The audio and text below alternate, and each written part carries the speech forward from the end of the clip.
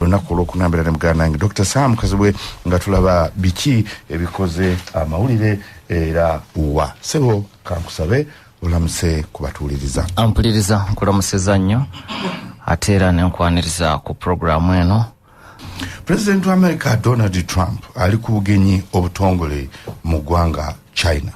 Nsonga kyenkulu eri mu bugenyi buno. Ensonga ziwera mu bugenyi buno obwa Donald John Trump. Jukira nti Trump yasembayo ku kyalo China mu kisanja kye kyasooka nga kyakatandika 2017. Emyaka ejaddako teyakyalayo. Omusikawe Biden teyagenda China wabula yewaze ku mulundi guno ensonga eno n'agisoosowaza kubanga ekisanja tannakituuka na wakati. Naye tumulabye ng'olwaleero amaze okutuuka mu ggwanga erya China era n'ensinkano emaze okubeerawo n'omukulembeze wa China Xi Jinping. Ate ng'era tujjukira nti ekisanja we kyatandikira Trump yatandika n'emisolo gye yateeka ku mawanga amalala, tariffs. Naye ensi gye yasinga okuteekangako tariffs oba emisolo emingi yalinga China. Amawanga amalala nga awewawewamu naye nga China gyasinga okuteekako emisolo emiyitirivu. Wabula yadde agiteekako emisolo emiyitirivu ate tasobola kugyewala kubanga olwaleero tukimanyi nti ebyenfuna bya America ne China bikwataganye mu ngeri nnyingi. So China na America batunka mu byenfuna ne buli omu tasobola kwewala munne. So obugenyi buno bugezaako kunoonya nti mu butakkaanyo kwe tulina ate era tuyinza tutya okukolagana. So ensonga eziri mu kikapu kino ziwere. Ekisooka ensonga enkulu ya byabusobozi.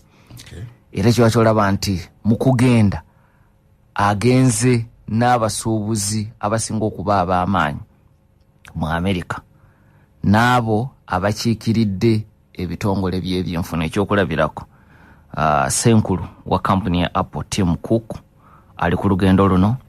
Elon Musk gwe tumanyi nti yali munywanyi we nnyo mu kampeyini n'amwana okukulira ekitongole kirambe ekya Doge ky'okutereeza gavumenti okukendeeza ku nsaasaanya y'ensimbi nga yakajja wabula oluvannyuma ne batabuka n'obuvunaanyizibwa n'abusuulawo. Naye yadde yabusuulawo asigala nga wankizo olw'amakampuni ag'enjawulo g'akulira. Tesla, omukutu guno ogwa X, bannayuganda bangi kwe beegazaanyiza ne kampuni endala mpitirivu. Era ye musajja asinga obugagga mu nsi yonna. So Elon Musk ku lugendo luno kwali Jensen Huang n'amakampuni amanene nga Boeing, Goldman Sachs, Blackstone, BlackRock n'amalala gonna gakiikiriddwa mu bugenyi buno. Kati akabonero akenkunala akakulaga nti ebyobusuubuzi bikulu nnyo mu bugenyi buno obwa Donald John Trump.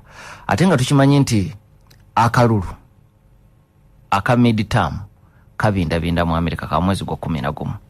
Mu Amerika atamanya mpuliriza midterm buli myaka ebiri wabeerawo okujjuza ebifo byonna mu lukiiko oluto lwa Congress, House of Representatives, kubanga yo ekisanja kya myaka ebiri. Naye era mu kulonda okwo kwekumu wabeerawo okujjuza ebifo waakiri ebikola ekitundu kimu kya kusatu mu Senate. Mu bufunze ku bifo 10 buli kaseera obeerako n'ebifo ebiri wakati wa 30 oba 40 ebiri mu kubwa akakalulu mu Senate. Kubanga mu Senate ekisanja kya myaka 6 naye tebiggwerako kumu. So buli myaka ebiri obeerako n'ebifo bibali mu kuba akakalulu. Era midterms ezo mubeeramu okujjuza enkiiko z'amasaza agamu n'okulonda bagavana abamu si masaza gonna. Kati midterms ezo nga zijja Trump anoonya kiki mu byenfuna kyensobola okuguza abalonzi okusobola okutuzengula kubanga jjukira olutalo lw'e Iran lukosezza obuwagizi bwe mu ggwanga erya Amerika. So kakati anoonya kiki ekirala ekiyinza okuziba eddibu mu byobufuzi bya Amerika. Ebyenfuna bikulu bisobola okuziba ebirala byonna. Bwe basengeka ensonga enkulu ez'akalulu foreign policy ebya Iran mwe bigwetera kubeera wala. Kati yadde bangi siba mativu na Trump ku nsonga ze Iran naye singa ku byawaka kuba bwotereza obusuubuzi n'ebyemirimu oba bitwaliddemu kati singa asobola okukozesa ebbanga lino okubaako kyajje China ekyamaanyi mu buufu obwo kisobola okuzza engulu ekibiina kya Republican Party ekyokulabirako nti ekimu ku anoonya okugaziya akatale ak'ebyamaguzi bya America mu ggwanga lya China. Olwalo tukimanyi nti China ye biggest exporter mu United States, yensi esinga okuleeta ebintu ebingi mu America. Naye America ng'ate byetwala China tebyenkana na America byereeta. Era ojjukira nti Trump mu kuleeta tariffs yemu ku yali ensonga ye nti amawanga mangi go bagaggulira akatale nga bwe baali ffe mu Africa baterawo n'enkola ya AGOA, African Growth Opportunity Act, muyingiza naye ate ne muteekawo emiziziko ng'ebyabali bikaluubirizibwa okujja eno. Kati Trump ayagala emiziziko egyo ku byamaguzi bya America omuli ebyobulimi omanyi America nnimi nnyo balunda ebisolo so batunda ennyama mu bungi era abasuubuzi abali mu business eyo y'ennyama nabo ku lugendo luno kwebali ebirime nga soya. Trump anoonya akatale kasoya mu ggwanga erya China okwongera okukagaziya. Kampuni ya Boeing kyekyola nti ekiikiriddwa ne mu bugenyi buno abachina okwongera okugulayo ennyonyi n'ebirala bingi kubanga ekyo kitegeeza ki nti bw'ogaziya akatale ak'amakampuni aga America oba oyongedde okutondawo emirimu munda mu America kubanga emabegako America ye yali biggest exporter wabula China nejja negiyitako naye America eyina kye yakolako mu bugenderevu neddira emirimu egimu mu makolero nega egyo tetukyagyetaaga katusindike amakampuni gaffe kusemazenga wa Asia. Kanne mu ku bintu bino byetwogerako nti bikolebwa China ojja kusanga amakampuni America gaabwe bayinamu oba emigabo. Kati amakampuni ago negasindika semazenga wa Asia, Latin America n'awalala. Kati yo nega nti kesenyesera ku technology kyalimu ebirungi naye ne kibaamu n'ebibi nti kyatwala emirimu mingi egy'aba America wabweru wa America. Kati Trump mu ndabe yiye ayagala emirimu egyo gikomewo. Kikirwa kyagamu ku makampuni bwe yali agateekako obukwakulizo yabagamba tariffs zino bwe ziba zikunyigiriza ng'oli China oli buyindi mufo kyokkoleranga eyo emmotoka oba ekintu ekireeto kitunde mu America gulawo ekkolero wano ojja okikolere mu America kubanga America bafunye emirimu emisolo ne government ya America ejja kuba ejifuna. So ku ludda olw'ebyobusuubuzi Trump anoonya China bwesobola okujjawo emiziziko akatale k'ebyamaguzi bya America keyongera okugaziwa mu ggwanga erya China kuba oba oyogera ku nsi erina abantu abasoba mu kawumbi akakatale kanene nnyo naye ng'oyogedde na mukulembeze omu Xi Jinping n'ofuna akatale akagazi bwe kati. So eyo nsonga nkulu mu bugenyi buno. Tusooke tujja obubaka buno n'oluvannyuma tukomewo tulabe ensonga endala. Ochali kumukutu Sam Kaziwe Dispatches. Tutuukidde awo nga tumaze okulaba emu ku nsonga enkulu mu bugenyi bwa Donald Trump e China. Nga tuvudde ku nsonga eyo ey'obusuubuzi, nsonga ki endala enkulu mu bugenyi buno? Ensonga endala erimu nkolagana ku tekinologiya wakati w'amawanga gano abiri. Trump agenza ogenda China nga lw'okusika omuguwa wakati wa America ne China okututa akabanga ku semiconductor chips. Nkulu nnyo zikozesebwa mu makolero aga makampuni aga tekinologiya. Tukimanyi nti China bwetazijja Taiwan ezijja mu America naye yonna tumanyi okusoomooza kwerimu. Taiwan China egamba twale lyayo yo Taiwan egamba nsi yetengeredde. So oyina kumukwata mpola kuba oyina ky'omuggyako ekikulu. Kakati ate endala n'ozijja mu America. Kakati America mu kusika omuguwa kwerimu ne China ng'egezaako okugikuba ku nsoloboto egisale speed mu kulaakulana. America yateeka emiziziko ku semiconductor chips nga China tekyasobola kuzifunira mu bungi bwezaagala kuva mu America. Nga kino kyali kigenderera okuva mu America basobole okugisiba amagulu speedi ekendere mu makampuni ga teknolojia ne makampuni agakola ebyokulwanyisa aga China kubanga speedi ya China yali esusse. Ampulizo okusigira ku kifaananyi emyaka 25 emabega China yali mu kifo kyakuna ku mawanga agasinga okusuubuza ebyamaguzi muzungu gayitaga exporters. America yali mu kifo kisooka nga China eri mu kyakuna nga mu kiseera ekyo China esuubulagana butereevu n'amawanga 30 gokka. Olwaleero China eri mu kifo kisooka esuubulagana butereevu n'amawanga agasoba mu 14. Kakati America ega nti tuyina okulaba nga tukutangira. Kakati America mu kukola ekyo mu lutalo luno olwa semiconductor naye nga ate ebirungo ebyeyambisibwa mu kola semiconductor chips zino ate China yesinga okuba nabyo ebyobugagga eby'omutaka ebikozesebwa kye bayita rare earth minerals ezeyambisibwa mu kola semiconductor chips. China eyina ebitundu 9 ku buli 10 ku byobugagga ebyo ebyensi yonna. Kati nayo kye yakola n'ebisala byetunda mu America. Kati olutalo bombi ne rubanyega. Kakati nsonga nkulu nnyo nga batudde ku meeza Xi Jinping ne Trump okunoonya buli omu aseeseetuka atya. Kikigambo kyentera okukozesa nga nkigeraageranya ne compromise. So eyo nsonga nkulu okutunka ku technology. Ensonga entala ey'olutalo lwa Iran toyinza kugijja mu nsisinkano eno naddala nga tukimanyi nti obugenyi buno bwalina kubeerawo mabegako olutalo ne bulwongerayo ate ng'era Trump agenza okugendayo nga minisita wa Iran w'ensonga ez'amawanga amalala yakavaayo. Tukimanyi bulungi nti mu lutalo olugenda maaso e Iran China eyambyeko nnyo Iran naddala mu mawulire ag'ekikesi okusobola okufuna obulungi targets zaayo. Naye ate era olutalo ne China ne lugikosa kubanga amafuta geekozesa nago nga makulu mu makampuni gano agagisobozesa okubeera ensi esinga okusuubuza biggest exporter. Amafuta gejjeebweru ebitundu 5 ku buli 10 gayita mu kagolomola ka Strait of Hormuz. Ketumanyi nti kati kagaddwa. Iran yasuula emisanvu na America nesuula emisanvu. Mu myezi egyasooka China yali esobola okugayisaawo kubanga Iran yali ejikkiriza ne America bwe yajja nayo nesuula emisanvu ne bigootaana. Kati bonna bakyetaaga kubanga akagolomolo kano kafuuse ndibasa nga kalabika ke kayina okukomya olutalo.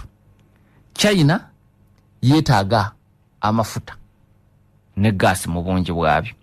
Naye ate bwedde ebbali neesekera mu kikonde nti ensonga y'akagolomolo efuusizza America ekisekererwa ekyo kiba kikolera China nti keba kutyoboolemu naye ng'ate efiirwa.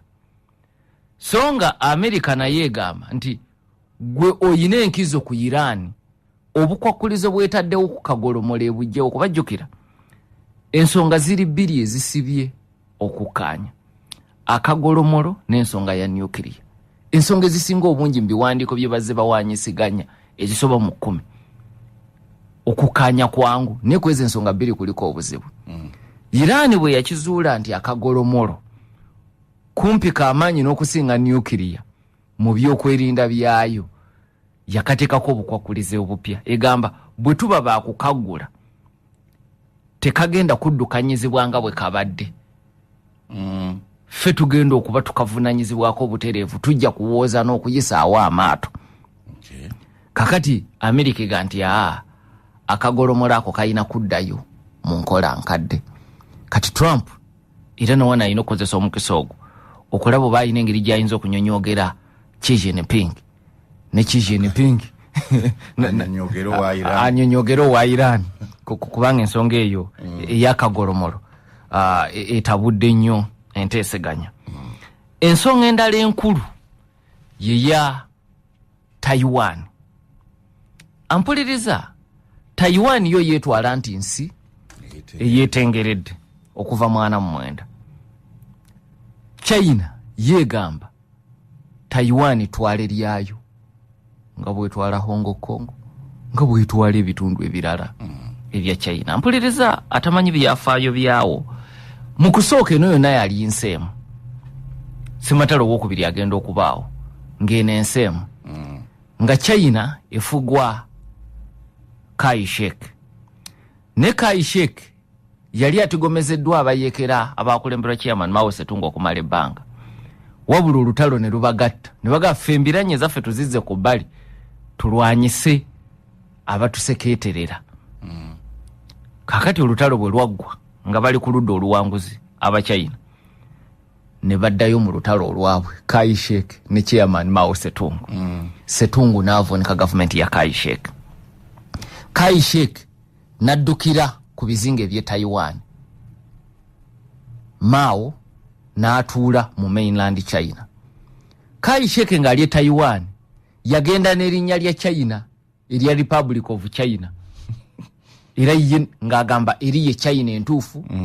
Bano bawamba buwambi era nga essaawa yonna agamba akomawo na kino ekitundu okukyeddiza. Naye tekyasoboka okumala emyaka mingi. Kakati ono Mao eye n'agituuma People's Republic of China. Eri nebeera Republic of China. Era Republic of China yatuula ne mu UN Security Council okutuuka myaka gye7 nga bano bachairman Mao Zedong tebayinaayo mubaka. Bo tebabamanyi mu kibiina kya Mwanga Amagatte. Kakati oluvannyuma chairman Mao bwakkirizibwa ogenda mu UN. Ntegeeza China ngensi mukozesa erinnya erya chairman Mao Zedong kuba yali tatambula. Yali yebeerera China naye nga akiikirirwa mu kibiina kya Mwanga Amagatte. Bakkaanya mu butakkaanya buli omu okubeera ku bibye. Kai-shek n'abeera ku bibye ne China n'ebeera ne Taiwan n'ebeera ku byayo ne China eno mainland n'ebeera ku byayo. Bukulembeze ne bukyuka ovudde ku Mao Zedong oze ku Deng Xiaoping n'abalala abazze babeerawo okutuusa lwe tutuuse ku Xi Jinping. Kati myaka egy'ekinaana olw'okuba Kai-shek yali atambula n'Abamerika n'abalala yasalawo okuggulawo demokrasiya. Taiwan neeyingirira mu ddala demokrasiya n'ebibiina by'obufuzi okuvuganya era yo bazze bakyusa obuyinza. Kati olabira ddala ng'enkola eya Taiwan yanjawulo nnyo ku China nga ne bw'onoobagatta ogenda kufuna obuzibu. Abantu b'e Taiwan obaga nti kati nammwe enkola yammwe egenda kufuuka nga ya China ku by'obukulembeze nga Communist Party ye basalirawo buli kintu. Kati okusika omugwo okwo ne bakutambulira. Kati America mu kusembeza China eno mainland baakola kye bayita strategic ambiguity. Ne batongoza China eno ya mainland nga yensi gye bakolagana nayo butereevu naye tebajjawo nkolagana yaabwe na Taiwan. Enkolagana eyo neesigalawo strategic ambiguity. Kati mwe bazze batambulira. Kati mu nkolagana eyo nga America eyina okubeerako ekkomo ku ngeri gyeyamba mu Taiwan mu by'okulwanyisa n'ebirala. N'abakulembeze ab'amadaala ga waggulu kubanga tebakyalayo kuba buli bakyalo babanga abagitongoza nti nsi. Era olaba nti emabegakaawo waaliwo Vaughn Mpito we yali Speaker wa Congress ya America Nancy Pelosi bwe yasalawo ogenda okukyala e Taiwan. China yasitula n'ennyonyi ennwanyi n'ezeebonga mu bwengula mu ngeri y'okulaga obutali bumativu nga yeekalakaasa olw'ekikolwa ekyo. Kati ensi ebadde ekyali ku ekyo omwaka oguwedde gavumenti ya Trump nekkiriza okuwa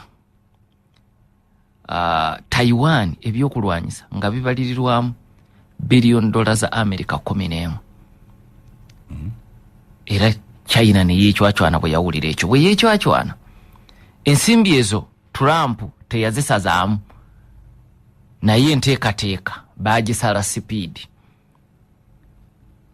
Kati obugenyi bwe bugenze okujja ng'embeera eri ku ddaala eryo nti enteekateeka teyasazibwamu naye baagisala sipiidi. Kati ensi naddala Taiwan erinza okuwulira kiki America kyesalawo ku buguzi bw'ebyokulwanyisa wa $1 11 nga Trump amaze okukyalira Xi Jinping. So ezo n'ensonga endala ze zimu ku ezo enkulu mu bugenyi buno Donald John Trump bw'aliko mu ggwanga lya China. Okyali ku mukutu Sam Kaziwe Dispatches. Eyo nga tuvuddeyo, Donald Trump agenza okukyala e China nga kumpi emyaka gigenda mu 10 nga teri president wa America akyala China. Tuwe ku byafaayo by'obugenyi by'aba president ba America mu China.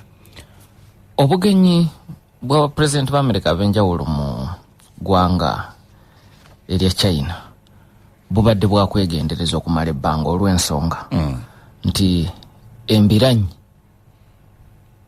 mwe batandikira mwana mu 9 n'enkola zaabwe okubanga bbiri zaali za njawulo.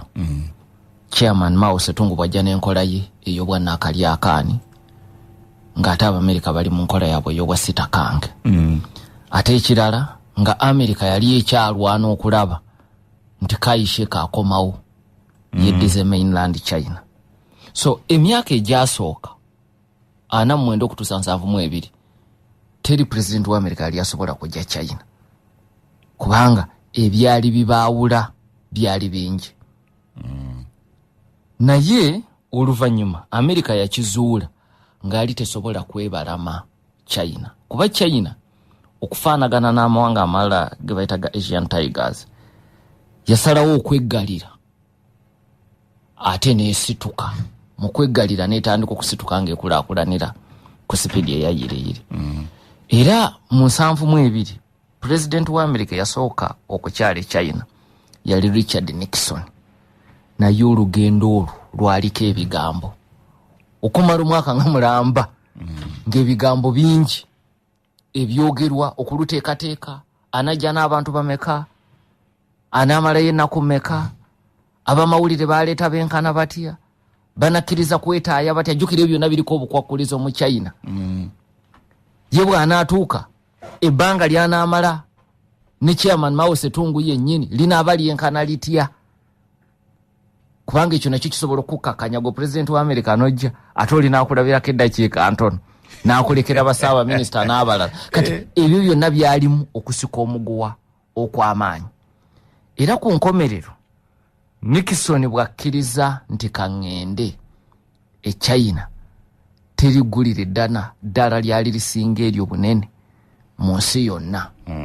Kubanga mu kugenda Nixon yakkiriza okwekkakkanya mu bukwakkulizo Amerika ye yasinga okuseeseetuka. Naye nga Nixon kyabazi nti kanzikakkane n'ekyenaabafunamu kijja kuba kinene era ekyamazima kyakolera Amerika ebbanga ddene. Nti yakkiriza nti wano okuyitawo nyina kwekkakkanya. Era omu ku bannamawulire abagenda ne President Nixon yawandiika ekitabo kyeyita The President's Trip to China. Kati lumu ayogera nti bagenda ku beach nga president wa America waali bagenze ne Nixon. Naye ng'embeera n'Abachina abaliwo tebategedde nti president wa America yaaliwo. Mu mawulire ku TV ku radio ne ku mpapula nga beggulire tebalisoosowaza nga wala yonna lyeggulire eddene mu America ne mawanga amalala. Ne mu China bakikola mu bugenderevu obutalikuliriza. Bayongera mu kakkanya. Era mu kufunza yakozesa ebigambo bino munnamawulire n'aga nti the power and the pomp of the American presidents was demystified.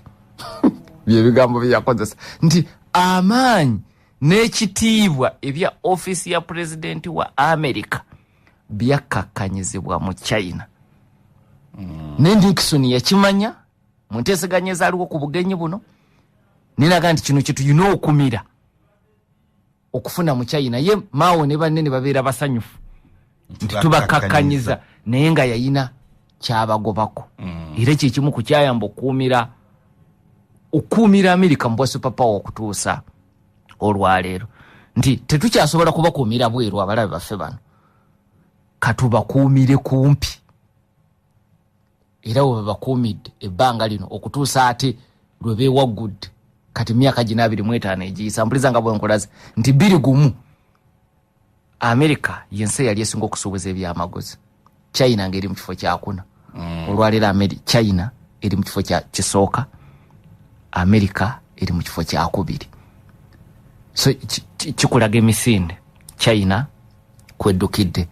Kakati Nixon bw'akomawo mu Congress ya America yategeeza ababaka nti tubadde China eyo tulabye ebintu bingi ebirungi n'ebibi nebyo tutakkaanya nabyo bingi ne olwo tutajja kukyusa kuba China wabula tunoonye tuyinza kukolagana na bo tutya mu mbeera eyo ffe tubafunemu era awe batambulidde okutuusa olwaliro naye tebeerabira banywanyi baabwe ab'e Taiwan. Ye asigala nga mwana wa kumugugu mu bufumbo bajja naye omwana tebamusibira bweru. Manyi waliwo bamaama bwajja mu bufumbo ng'omwana tayagala ajjena mu bufumbo buno yadde okukyalawo. Amerika mu bufumbo bwayo, Taiwan yajja naye mu nkwawa. Kakati kyekifudde omukwano ogwo kubanga muzibu gugwira ddala mu bigambo biri byenjogerako ebya strategic ambiguity. Kakati bwakola ekigula lugi mu 75 kyali kyangu omusikaawe Gerald Ford naye ogenda okukyalako e China. Wabula wate ne watwala ebbanga eriwerako nga tewali president mulala zeeyo kumpi era emyaka gyawera 10. Ronald Reagan addayo mwaka gwa 1984 ate teyaddayo, jukira yafuga ebisanja 2. Agendayo Makati mu bukulembeze bwe teyaddayo. George H.W. Bush Senior n'akyalayo mu 1989. Jukira ono yali omumyuka wa Reagan emyaka 8. Kati bwasikira mukamawe eyali yasembayo gene mu 1984 mu 1989 n'agendayo luvannyuma lwa myaka 5. Jefferson William Clinton yayatiikirira ennyo Bill Clinton mu myaka gyo8 yagendayo omulundi gumu mu 98. Bwavaako George W. Bush Jr. ate ye n'agendayo nnyo era ye president wa America akyasinze okukyala e China. 21, 22, 25, 28. Obama naye yagendayo emirundi egiwera mu myaka 8 yagendayo emirundi 3. 29, 2014, 2016. Trump bwajja yajjira mu giya kubanga emu ku nsobi gye yali ateeka ku bakulembeze be yali asikidde omuli ab'ekibiina kye kya Republican Party n'aba DP kwe kuba nti baalemwa okwatulira China. Era mu campaign yonna ng'akyogera lunye nti mbeera n'emikwano gyange aba China ne batubuulira bwe banyaga sisitimu ya Amerika mu by'obusuubuzi naye abakulembeze ne bwe bagamba tewali kye bakolawo n'agamba nze mumpa obuyinza nja kubakangavvula tekijjaawo nze kubeera mukwano gwabwe ne sijja kukkiriza Amerika kufeebezebwa ba China. So ajjira mu giya eyo. Era China n'emwekengera nnyo mu kujja wabula nga Trump bw'akola ebyewuunyisa kaseera katono nga yakajja mu ntebe ate nakkiriza okugenda okukyala mu ggwanga erya China. Wabula teyaddayo ekisanja kyonna. Biden bwajja myaka 4 teyakyalako mu ggwanga erya China. Kati Trump bw'akomyewo ng'atandise omwaka gwe ogwokubiri n'asalawo genda mu ggwanga erya China newankubadde era nga yatandikira mu giya ey'okugikangavula ne tariffs ng'era bwe yatandika ku mulundi ogwasooka ye asooka n'akasuka ejjinja mu kisaka bwe mukaayana nga kakale tutuule yenkola ye ng'omusuubuzi nga bw'ogenda ku dduuka okulamuza mpale ebeera ya mitwalo 2 wena gaa ya 8 kati yenkola paka kuzoyagala kati bw'omussa paka ku 5 ng'olowooza okoze nnyo kumbe asigadde era akoze amagoba kumpe ga mirundi 2. So Trump ku China okyetegereza nti kati eno yenkola ye ne mu kisanja ekyasooka yatandikira ku giya bigambo nga bikambwe baafundikira batambudde bulungi. Mu kisanja kino yatandikira ku tariffs nga nkambwe nnyo kati wuuno agenze. So bwe weetegereza okuva mwana 9 kubanga gye myaka ejja modern China eno gye twogerako oyina abakulembeze 2 abatalinyeeko lubu lwa kigere mu ggwanga lya China. Ye Jimmy Carter yafuga 76 okutuusa 8 ne Biden afuze 224 abo tebali nnyeko mu ggwanga erya China. Kakati Biden ensonga weziri eziwere kisooka gavumenti ye yalina okusika omuguwa okwenjawulo neggwanga erya China nti ye mu nkola eyiye mu foreign policy ye ebyobufuzi byabwe kusemazenga wa Asia bali bakkiririza mu kusesira mu kunyweza enkolagana ya Japan ne South Korea bagakozesa okutunka ne interests za China mu kitundu ekyo. Kakati nga buli lwobo situla bano abatunkana bali mu byenfuna mu byamajje kubanga balwanira space mu mazaawo n'ebyobugagga ebiri mu mazaawo. Kakati nga ate kikontana nnyo n'ebigendererwa bya China. 2023 wandowooza nti embeera yali egezaako kubanga ekkakana nga Biden yandisobodde okukyalako China baluni ne zirabikira mu bwengula bwa Amerika era Amerika ngega nti China yazisindika n'ekigendererwa eky'obukesi ne zisaanyizibwawo Abamerika. Kati teri ngeri President Biden yali asobola kukyala mu China mu mbeera y'ekika ekyo nga bali mu kutunka ku bibbaloni ebi. Naye era tujjukira nti ku mulembe gwa Biden ye kennyini yafulumya statement enkambwe eri China bwe yagamba nti Amerika neetegefu okutaasa Taiwan ng'erumbidde ne bwe kiba kitegeeza kukozesa lyanyi lya muntu. Eyo statement nzito nnyo eri China. Amerika bwegamba nti bw'okwata ku Taiwan nsobola okujjayo eryanyi ery'emuntu. Ekyo kizito n'okusinga ono agamba Trump nzikiriza okumuguza ebyokulwanyisa bya buwumbi bwa $11 kuba ye akutte amuwe yerwaneko. Naye kati gwe osaza olukolobozi nti bw'omukwatako obeera okutte kuffe. So enkolagana wakati wa gavumenti ya China ne Biden yali tesobozesa bugenyi okwawukana n'enkola ya Donald John Trump. Okay, katufuna obubaka buno tukomewo. Ochali Kumukutu, Sam Kaziwe Dispatches. Ssaabaminisita wa Bungereza Keir Starmer twogerera ali mu katu ng'ababaka ba Labour Party ekibiina kye abawerako baagala alekulire. Obuzibu Ssaabaminisita Keir Starmer abusanzeewa oba buvuddewa? So kakati nga tugenda ku ekyo emabega eri wali akalaka nnyo n'okutangaaza nti ng'oggyeko Carter ne Biden abalala ababaddewo okuva Nixon lwe yakola obugenyi bw'obusooka 7 bakyaddeyo.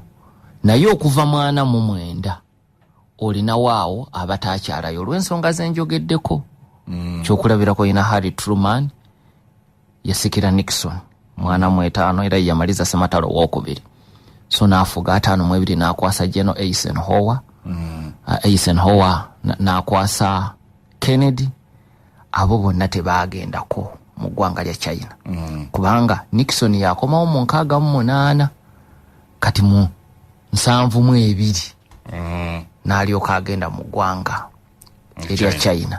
So okuva ku Nixon babiri be batagenze. Ne bukya modern China ebaawo 49 abaaliwo awo awaasooka okuvaana mu 9 ng'otandika ne Truman okutuusa 72 ku Nixon. Bonna bali tebasobola kugenda China kuba tewaaliwo nkolagana. Baali mu lutalo olw'ebigambo mu ndowooza tibali mu bwanaakalyakaani bano bali mu nkola eyo